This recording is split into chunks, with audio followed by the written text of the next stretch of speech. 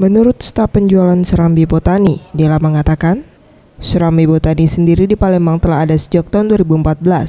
Bahan baku yang digunakan untuk produk organik dan herbal yang dijual dari hasil budidaya yang berada di Bogor. Untuk produk yang dijual di Serambi Botani sendiri meliputi perawatan tubuh seperti sabun, lulur, masker, serta produk herbal, jamu herbal, madu, hingga beras organik. Produknya banyak, kayak ada beras, terus madu, kopi juga ada, personal care, terus minuman herbal, kayak jamu juga ada. Snack-snacknya juga kayak tanpa penambahan MSG kalau untuk snack sama bumbunya. Terus tanpa bahan pengawet juga. Ada sabunnya juga, ada parfum, ada kosmetik.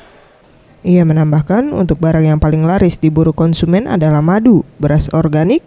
Untuk kisaran harga yang ditawarkan dijual mulai dari Rp7.000 hingga Rp190.000. Anugerah Santi Pratama, Sriwijaya TV.